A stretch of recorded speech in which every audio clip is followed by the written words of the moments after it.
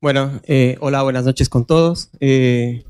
Bueno, una vez presentado, voy a dar inicio al Ateneo. La idea es presentar un caso clínico. Inicio entonces de caso clínico de un paciente masculino de 56 años de edad, ex tabaquista, el cual se encontraba en buena clase funcional, no usaba medicación habitual, vive en Buenos Aires, es empleado en un comercio. Y el motivo de consulta inicial es por presentar tos no productiva más fiebre, asociado a disnea de esfuerzos de 4 días de evolución. Una radiografía del tórax muestra la presencia de un infiltrado a nivel de la base pulmonar izquierda. Esto se interpreta como una neumonía y fue dado de alta con tratamiento antibiótico ambulatorio.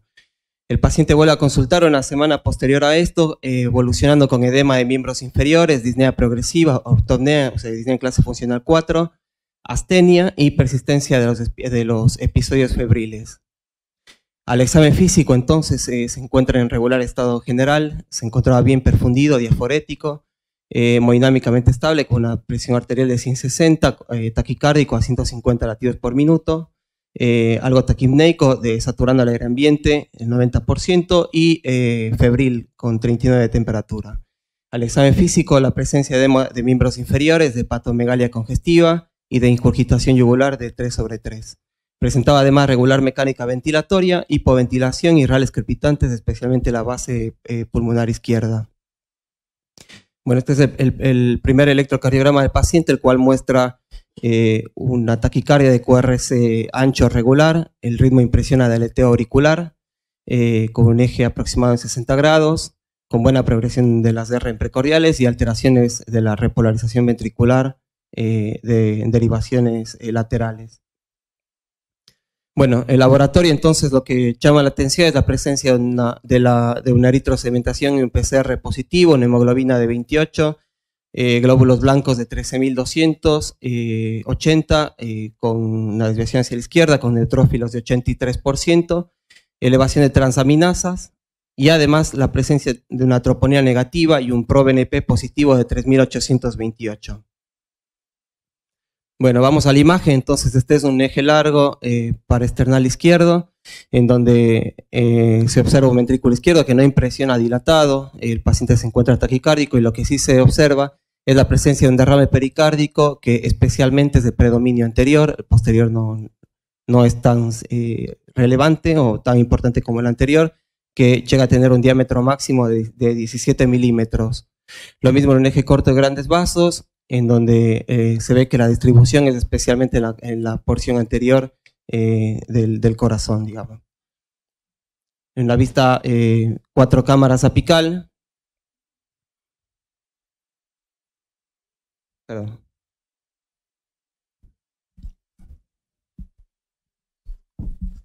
Entonces lo que se ve es que el derrame es circunferencial, pero especialmente localizado a nivel de la cara lateral del ventrículo izquierdo, llega a tener un diámetro máximo de 27 milímetros, es un derrame pericárdico que impresiona severo. Sin embargo, no se observan signos de colapso de las cavidades derechas.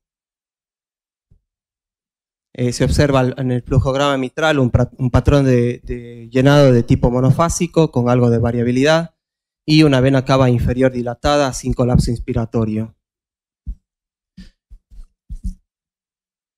En una vista subcostal, entonces se puede ver que este derrame pericárdico tiene una hiperecogenicidad en su interior, digamos, no es con digamos, sugerente ahí de algún tipo de derrame, algún contenido dentro del derrame pericárdico y no se observan signos de colapso diastólico de las cavidades derechas. Con este cuadro clínico, entonces se decide una pericardiocentesis, por lo cual se obtiene un líquido purulento con células abundantes, un LDH de 1000, con 80 polimorfonucleares.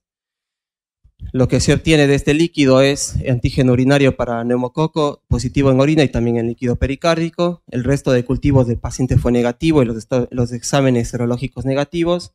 Esto se interpretó entonces como una pericarditis purulenta, por lo cual se inició tratamiento antibiótico endovenoso y diuréticos, tratamiento con diuréticos. Entonces se realizó la colocación de un tubo de averdamiento pleural, del cual se obtuvo un total de 600 mililitros y los controles posteriores no mostraron aumento de derrame pericárdico. Al cuarto día se retiró el catéter. De igual manera, al cuarto día revierte a ritmo sinusal en forma espontánea y tuvo una mejoría clínica en cuanto a los marcadores de infección, mejoró la fiebre, sin embargo persistía con insuficiencia cardíaca derecha, con edema de miembros inferiores, hepatomegalia congestiva y con disnea en clase funcional avanzada.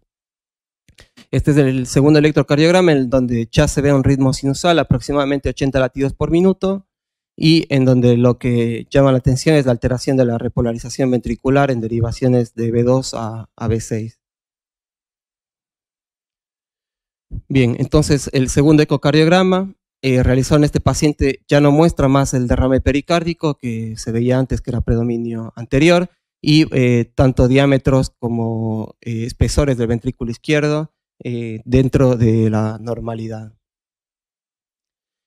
Lo que desarrolla el paciente en la evolución, entonces, y que se puede observar en la vista 4 cámaras apical, es la aparición de una fisiología constrictiva, en donde se ve claramente el abombamiento del septum o bounce septal, que puede ser puesto en evidencia en forma más clara a través del modo M del ventrículo izquierdo. Además, entonces lo que se ve es la falta de movilidad que tiene tanto la pared lateral del ventrículo izquierdo como del ventrículo derecho.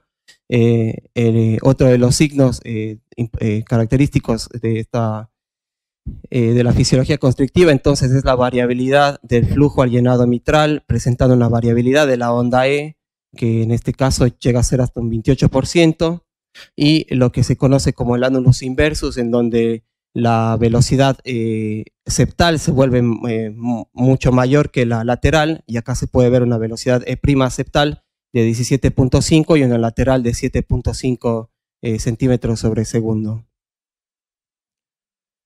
Lo mismo que pasa en la pared lateral del VI puede ser puesto en evidencia en lo que es la pared lateral del ventrículo derecho, y es así como este paciente presenta una onda sistólica tisular al Doppler tisular de 6.6 centímetros sobre segundo, y que puede ser explicado por esta hiperecogenicidad que tiene la pleura y con falta de sliding o desplazamiento de las capas del pericardio.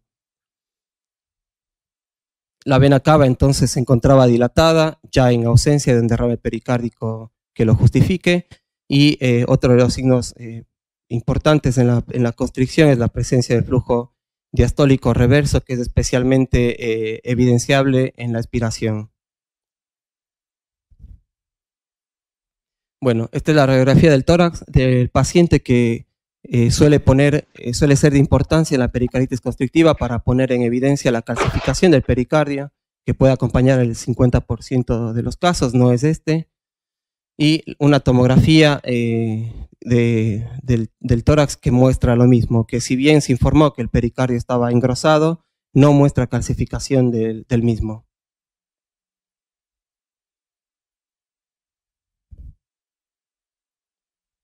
Entonces el paciente realiza balance negativo con mejoría de los síntomas, es dado de alta con diuréticos, con betabloqueantes y antibióticos ambulatorios, y evoluciona en forma favorable. El ecocardiograma a los 2 meses muestra una clara mejoría con la disminución del movimiento septal y una mucha mejor movilidad de la pared lateral del ventrículo izquierdo y derecho, y esto es puesto en evidencia con el Doppler tisular, en donde se ve una clara mejoría a nivel de la E' lateral, que antes era de 7.5, pasa a ser ahora de 12, y una disminución de la pared de la velocidad de prima septal, que pasa a ser de casi 17.5 a 12. Y lo mismo en la onda sistólica tisular de la pared lateral del ventrículo derecho, que pasa a ser de 6.6 a 10.4. Y de igual manera la vena cava inferior presenta no se encuentra más dilatada, con colapso conservado, digamos, como se puede ver en la gráfica. Entonces el paciente presenta una muy buena evolución clínica, el seguimiento a los 5 años permite objetivar que se encuentra en muy buena clase funcional y sin signos de insuficiencia cardíaca, sin la presencia de recidivas. Y este es el último ecocardiograma realizado hace una semana. Este es un control 5 años posterior a este cuadro, en donde se ve una resolución total del cuadro con total reversión de la fisiología constrictiva y velocidades tisulares normales. Entonces, resumiendo, tenemos un paciente que al ingreso tuvo un derrame pericárdico importante en contexto de una pericarditis purulenta, del cual se aisló como germen neumococo, que al cabo del mes, digamos, evolucionó con fisiología constrictiva, con una pericarditis constrictiva, con signos de insuficiencia cardíaca derecha, que tuvo muy buena evolución con el tratamiento antibiótico y el balance negativo, es decir, que fue transitoria, y actualmente el control a los 5 años se encuentra asintomático y con total resolución del cuadro. Y lo mismo, bueno, es puesto en esto que dijimos antes de la falta del deslizamiento del sliding pleural, de las capas de la pleura, en donde se ve que acá se normaliza, digamos. Muy bien, entonces este es un cuadro que trata una pericarditis purulenta, que con la resolución infectológica evoluciona una pericarditis constrictiva transitoria. La pericarditis constrictiva, como bien sabemos, se describe en varios tipos, entre esas la difusa constrictiva, la crónica, que es la que más comúnmente vamos a ver, y la transitoria, que es la de este caso. Entonces, en la pericarditis constrictiva, la guía europea del 2015 la pone como un patrón constrictivo con reversión espontánea del mismo o con tratamiento médico. En cuanto a la etiología, sabemos que la viral o la idiopática es la más común, puede darse posterior a pericardiotomía, por radiación, y la menos prevalente es la postinfecciosa por tuberculosis o por la pericarditis purulenta, como fue este caso, y que esta pericarditis purulenta tiene el riesgo más alto de evolucionar hacia una pericarditis constrictiva de hasta un 20 al 30%. Lo que se dice entonces es que de los casos de pericarditis constrictiva, de un 9 al 17% de los casos puede ser transitoria y resolver típicamente dentro de los 3 meses de evolución, esto mediado por espontáneo o con tratamiento médico. Entonces la pericarditis constrictiva se caracteriza por la aparición de signos de insuficiencia cardíaca derecha, por una alteración al llenado diastólico a pesar de tener buena función ventricular. Esto es dado por el engrosamiento del pericardio, que lleva una pérdida de la elasticidad y al desarrollo de la fisiología constrictiva, que cuando tenemos cuando es transitoria, lo que se ve es edema y inflamación del pericardio y depósito de fibrina. Acá no se ve calcio, y lo que sí vemos en la mayoría de los casos que cuando es crónica vemos ahí sí la presencia de calcio, en donde la radiografía y la tomografía computada puede poner en evidencia este fenómeno. Entonces se dice que la resonancia es muy útil para predecir de que la pericarditis puede ser transitoria, diciendo que cuando existe un engrosamiento mayor de 3 milímetros y las secuencias T2 de STIR de la resonancia muestran edema, y además la presencia de realce tardío como digamos, sugestivas de fibrosis y de inflamación, esto tiene una posibilidad de ser transitorio, con una sensibilidad del 86% de los casos y una especificidad del 80% de los casos. Se plantea entonces que el tratamiento de primera línea de estos pacientes en los cuales se sospecha que esto puede ser transitorio, los antiinflamatorios orales que se dan asociados a la colchicina, y lo que buscan es disminuir la inflamación pericárdica y de revertir la fisiología constrictiva, reduciendo también la tasa de recurrencia. Y que en casos recurrentes entonces se puede recurrir a un triple esquema, agregando corticosteroides al tratamiento, y también se han mencionado inmunomoduladores, aunque solo han sido descritos en reporte de casos. Y que en último de los casos, cuando el paciente no evoluciona en forma favorable, se puede llegar a una pericardiectomía, aunque se sabe que esto técnicamente es más dificultoso. Bien, muchas gracias. Bueno, buenas noches. Bueno, este es un caso corto que va a dar pie a hablar del próximo caso, que es un poco más más complejo. Este es un caso de una paciente femenina de 37 años, sin factores de riesgo ni antecedentes, y consulta por control periódico de salud, en realidad porque el marido había tenido un episodio de muerte súbita y motivó la consulta. El examen físico sin hallazgos patológicos. El electro, ahora lo vamos a ver, es un ritmo sinusal normal. Y le habían hecho una ergometría en el polichequeo con una prueba máxima suficiente sin evidencia específica de isquemia y sin arritmia compleja. El electro no mostraba ninguna evidencia significativa, por ahí una leve dilatación auricular que no se documentó en el ecocardiograma. Ajustado a superficie corporal estaba dentro de valores normales. Este es el ecocardiograma y bueno, me gustaría que alguno de los presentes señale a ver si ve algo que le llame la atención.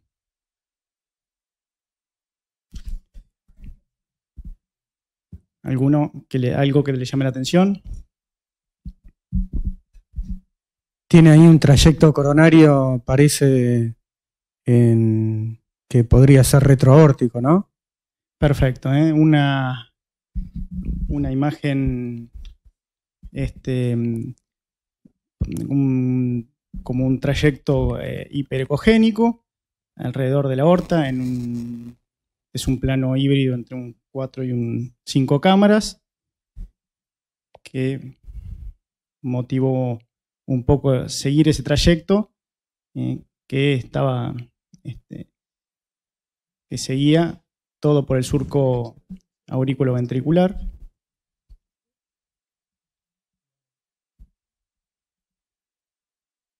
Se informó como una imagen que podría corresponder a un origen anómalo de una coronaria, sugiriendo una angiotomografía. Bueno, se hizo la angiotomografía porque el médico que lo seguía accedió. Se ve cuando se despliega la arteria descendente anterior desde el tronco, no se ven lesiones ateromatosas y tampoco se ve la salida de la circunfleja a nivel del origen. Cuando se despliega la coronaria derecha, tampoco se ven placas ateromatosas.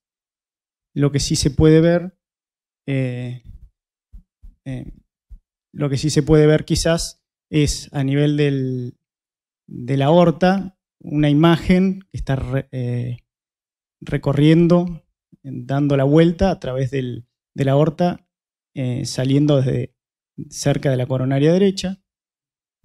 Y ahora lo vamos a ver. En esta vista se ve que la circunfleja, en realidad, sale de la coronaria derecha, presenta un trayecto retroaórtico y llegando hacia el trayecto de la circunfleja que normalmente presenta. El tronco de la coronaria izquierda en realidad es la descendente anterior directamente y no tiene comunicación con la circunfleja. Cuando se intenta hacer un zoom, se ve que tienen como un ostium compartido, con la circunfleja un poco fina, de fino calibre, hipoplásica, y con una gran angulación, que es algo bastante frecuente en este tipo de patologías, y la coronaria derecha, su trayecto habitual. Cuando se hace la reconstrucción 3D, se ve bien la circunfleja que sale de una coronaria derecha muy dominante, importante, con un trayecto retroaórtico que llega hacia comunicarse con el trayecto de la circunfleja que normalmente tiene. La descendente anterior no tiene placas y no tiene ninguna otra particularidad.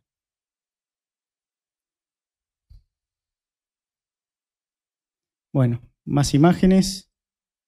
se ve la circunfleja saliendo de ese ostium en común. Bueno, rápido, 2 o 3 filminas para saber que las anomalías coronarias congénitas tienen una prevalencia del 0,3 al 1,3% según las series, que es difícil es difícil saber cuál es su real prevalencia, porque son muchas veces casos de autopsias o casos de estudios en pacientes sanos que pueden estar sesgados.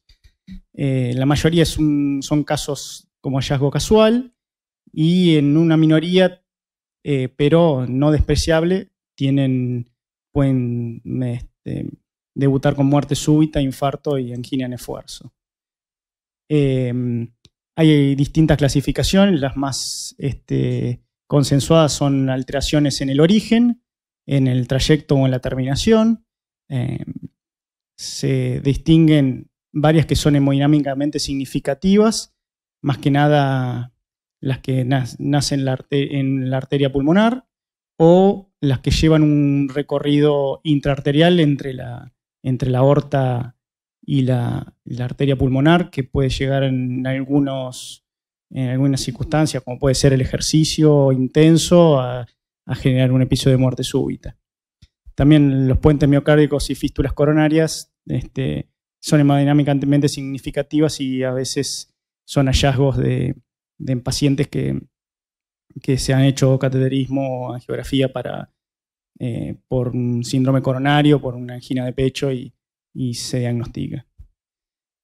En realidad, cuando uno habla de arterias coronarias saliendo del seno opuesto, está descrito cada una de las variantes: el origen de la coronaria derecha en el seno coronario izquierdo, de la coronaria izquierda del seno derecho, la de la DA y CX en el seno coronario derecho, y CD y coronaria izquierda en un seno no coronario.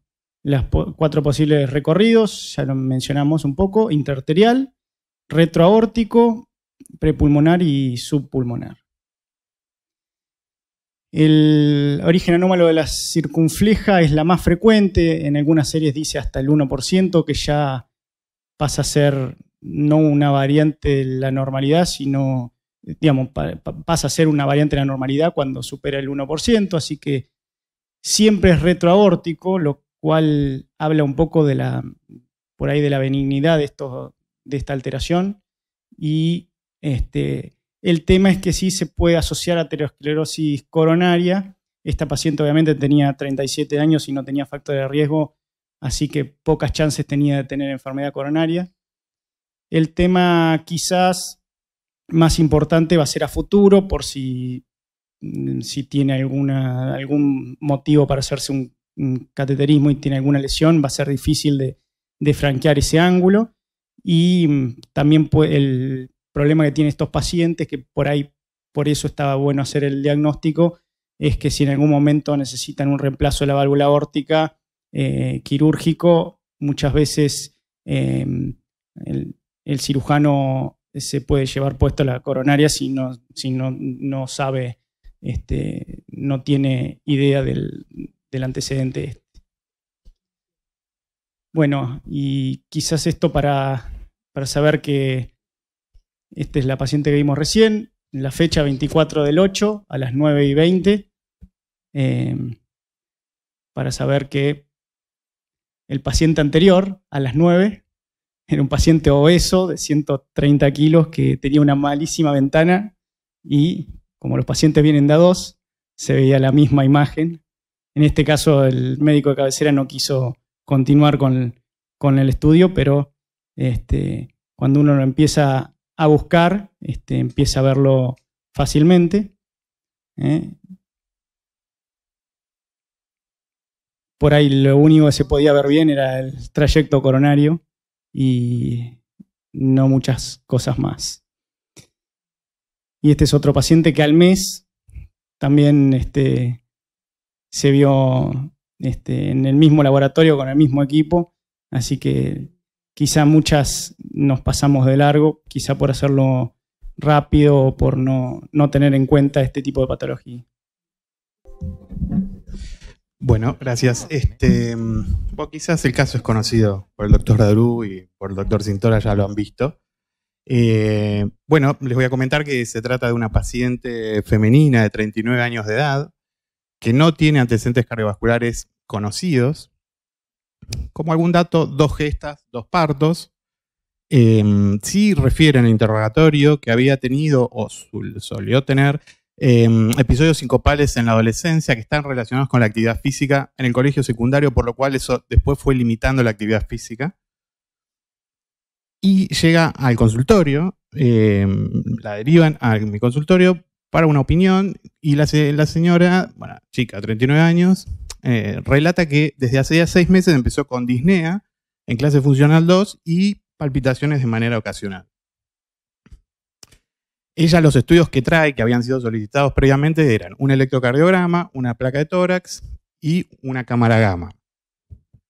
Al examen cardiovascular, lo llamativo era que tenía un soplo protomesosistólico en la región paraesternal izquierda. El resto del examen cardiovascular era normal. Bueno, ahí no sé si se ve muy bien, pero el electrocardiograma, ritmo sinusal, QRS angosto, un eje normal, no tenía trastorno de repolarización, un electrocardiograma que mucho no aportaba. La placa de tórax, un índice cardiotoráxico conservado, las playas pulmonares están limpias, no tenía signos de congestión. Y la cámara gamma, que como podemos observar presenta, no sé cómo apuntar acá. Bueno, presenta un defecto fijo de perfusión en la cara anterior, predominantemente en los segmentos basales y medios, que fue informada como necrosis. Entonces hasta acá, a ver, tenemos mujer de 39 años, ¿sí? Que refiere disnea y palpitaciones y una cámara gamma, digamos, ¿no? Con un defecto fijo, ¿sí? Por lo tanto, digamos, lo que nos sugirió todo esto, digamos, que no teníamos a hacer un ecodoppler. Por lo tanto, bueno, lástima que no reproduce el primero, nuevamente no queda lupeando. ¿Cómo se hace para marcar? Es el botón de arriba. ¿Este? Acá está. Pues listo. Bueno, a ver, digamos, lo llamativo de esta imagen, el eje largo paraesternal, voy a ir más, para hacerlo más, ahí está. Vamos a los datos positivos, ¿sí? Bueno, vemos que los espesores están conservados, las cavidades también. Lo que llama la atención es esta imagen que emerge del seno coronario derecho, ¿sí? Que, bueno, en principio nos llamó la atención, pensando que esto podía ser la coronaria derecha. Normalmente esto no lo solemos ver, digamos, ¿no? No lo vemos en un eco normal. Después pusimos color y lo que vemos es flujo intramiocárdico, lo cual tampoco eso es habitual, no se suele ver en un eco normal. Por lo tanto, eso ya nos empezó a hacer sospechar de que a lo mejor estábamos en presencia de fístulas o, digamos, o desarrollo de circulación colateral. En esta vista es un apical medio modificado. También se hizo para poder apreciar, digamos, el flujo intramiocárdico. Y en el 4 cámaras, a ver si puede correr, también vemos flujo intramiocárdico, pero a nivel digamos, apical se aprecia cierto grado de hipoquinesia. Lástima que no corre. Y que no puedo apuntar con esto. Bueno. Claro, sí, claro. Acá en el eje corto, a nivel de los grandes vasos, lo llamativo. Esperen que no puedo apuntar, no sé si no anda. ¿Lo puedes ciclar? Complejo. Bueno, fíjense por debajo del plano valvular pulmonar, una imagen, digamos, redonda, tipo ecoica, que se ve en esta primera imagen. En la segunda imagen, donde le ponemos color, vemos que tiene flujo en su interior. Con lo cual, eso también es llamativo, ¿sí? No, eso no se suele ver. Si tiene flujo, nos da idea de que estamos en presencia de un vaso, ¿sí? Así que ya con esto, digamos, empezamos a sospechar de que probablemente estaba en presencia de alguna anomalía coronaria seguro, o por lo menos lo sospechamos. Por lo tanto, le hicimos un cateterismo a la paciente y lo que vemos, fíjense en cómo están inyectando contraste en la arteria coronaria derecha, en la primera imagen, una arteria sumamente dilatada, mide 6 milímetros, medía 6 milímetros de arteria, muy tortuosa, ¿sí? Y que vemos que en la segunda imagen, cómo, digamos, le da flujo a la arteria descendente anterior. ¿Sí? Flujo reverso en realidad, porque va por la arteria coronaria derecha y asciende por la arteria coronaria izquierda, por la descendente anterior y coronaria izquierda.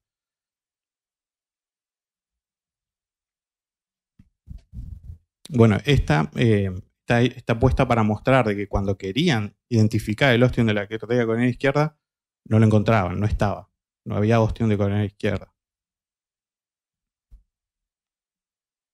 Esta imagen por sustracción lo que nos permite ver justamente es lo interesante, que casi selectivamente instalando, digamos, contraste en la arteria coronaria derecha, vemos cómo el flujo va desciende por la coronaria derecha, sube por la descendente anterior, y fíjense en cómo pinta el árbol vascular pulmonar. ¿Sí? Con lo cual ahí ya prácticamente estaba confirmado el diagnóstico con esta imagen, ¿sí? Con este estudio, de que estamos en presencia de una anomalía coronaria, digamos un implante anómalo de la arteria coronaria izquierda, emergiendo del tronco de la arteria pulmonar.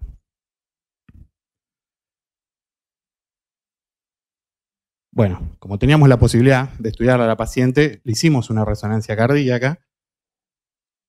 Y lo que vemos en esta imagen de 2 cámaras, lo que nos llama la atención, digamos, bueno, coincidimos con lo que veíamos un poco en el eco, ¿no? Las cavidades estaban normales, pero sí, fijándose en el septum, en la pared anterior, a nivel basal y medial, bueno, ahora se frenó el video, pero se ve que tiene cierto importante grado de hipoquinesia, ¿sí? Anterior. Y otras cosas llamativas, fíjense, bueno, a nivel de esta vista, 4 cámaras. No, ¿cómo va para atrás? Ah, ahí está, perdón. En 2 cámaras, esa imagen tubular que emerge ahí entre la aurícula derecha y el ventrículo derecho, esa es la arteria coronaria derecha, que es lo que veíamos en el eco, en el eje largo paraesternal. Bueno, es la arteria coronaria derecha. Y después veíamos ahí un eje corto, donde discretamente se veía hipoquinesia de la cara anterior. Así que seguimos haciendo el estudio a la pobre paciente y le hicimos una angiotac o reconstrucción 3D, donde sigue ahora sí claramente, ¿no? Vemos la foto donde vemos la arteria coronaria izquierda emergiendo del tronco de la arteria pulmonar en una vista desde otro ángulo, y fíjense en lo dilatadas que estaban, 6.1 milímetros la arteria coronaria derecha y 6.3 la arteria coronaria izquierda. Eso fue informado, digamos, a través de la angiotomografía. Bueno, un poco más de costado, ¿no? Esta imagen, mostrando más la coronaria derecha. Así que, bueno, hasta acá teníamos otras reconstrucciones, sigue aislando la arteria pulmonar. Hasta acá teníamos, digamos, el diagnóstico. Ahora la realidad es que no sabíamos qué hacer con una paciente de esta edad, con los síntomas que presentaba y demás, ¿qué hacíamos? Si el tratamiento era tratamiento médico, tratamiento quirúrgico, así que hubo que ir a revisar la literatura, que mucho no hay, simplemente hay más reportes de casos aislados, porque esta patología es común común no, pero es más frecuentemente detectable en niños, no así tanto en adultos, pues los adultos en general no sobreviven, no llegan a 39 años, por lo general, mueren antes por esta patología, así que vimos que todos los casos se operaban, así que nosotros no íbamos a hacer menos, así que decidimos operarla a la paciente, acá donde nos planteamos si la operábamos o no, y el momento cuándo, si la operamos ahora, si la paciente estaba en riesgo o no, esperábamos que se pusiera peor por los síntomas y demás, pero ya tenía síntomas, palpitaciones, disnea, estudios que nos mostraban que tenía, digamos, trastorno fijo o hipoquinesia en los estudios, así que decidimos operarla. Bueno, ahí es un video, si puede correr, mejor. Acá la paciente ya está fuera de bomba, ya había terminado la cirugía. Para la cirugía está descrito que hay 3 técnicas posibles. La más frecuente se usa en niños es la técnica Takeuchi, descrita así por Takeuchi, que es hacer una tunelización por dentro de la arteria pulmonar y hacer la anastomosis a la arteria aorta, ¿sí? Más frecuentemente se utiliza en niños. En adultos, y consultamos con cirujanos, digamos, ¿no? Reconocidos también aquí, su experiencia, y algunos nos decían, bueno, hacer un bypass aortocoronario, pero tratándose a mujer joven, después si desarrolla enfermedad coronaria, le quitamos un poco la posibilidad de volver a operarla, digamos, haciendo esa cirugía. Otros nos opinaban y nos decían que hagamos la más fisiológica de todas, que es el reimplante, la reanastomosis, ¿sí? La anastomosis en realidad, de la arteria coronaria izquierda a su origen, ¿sí? La arteria aorta. Así que, en definitiva, decidieron los cirujanos en el quirófano, viendo el corazón, viendo las arterias, decidieron qué cirugía hacer. Lo que se hizo acá, bueno, como ven ahí, esa arteria que se ve ahí en dos tramos es la arteria descendente anterior, que se la ve muy roja, ¿no? Muy rutilante, como muy frágil, que se toca y se rompe. Y lo que se decidió fue hacer la anastomosis de la arteria coronaria izquierda en su origen, en el tronco de la arteria aorta. Por supuesto que tuvieron que hacer una transección de la pulmonar, después hicieron anastomosis término-terminal con una prótesis, y por debajo, se ve, bueno, acá no se ve muy bien, pero pasa la coronaria izquierda anastomosándose en la aorta. La paciente salió de quirófano, en las primeras horas evolucionó con fracaso hemodinámico importante, ¿sí? Balón de contrapulsación, refractario a todo tratamiento médico y mecánico que le pudimos ofrecer, así que en las 24 horas posteriores se decidió, el centro donde se operó decidió trasladarla de urgencia para eventual trasplante cardíaco y ponerla en lista de emergencia, y fue derivada. En el otro centro donde se la recibió, bueno, fueron esperándola a la paciente 24, 48 horas, al cabo, y fue mostrando cierta mejoría, ¿sí?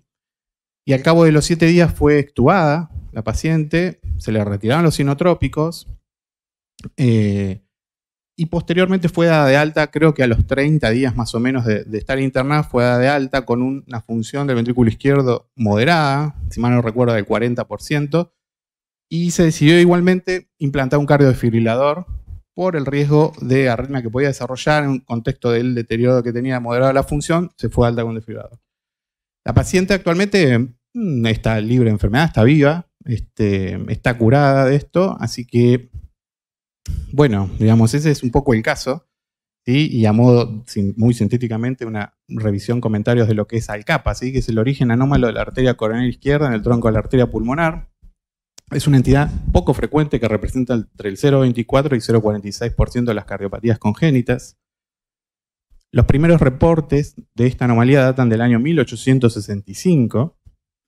La prevalencia es de 1 en 300.000 nacidos vivos y, librada su evolución, la tasa de mortalidad supera el 90% antes del año de vida. Por eso es que es infrecuente ver pacientes adultos con esto, pues se mueren antes.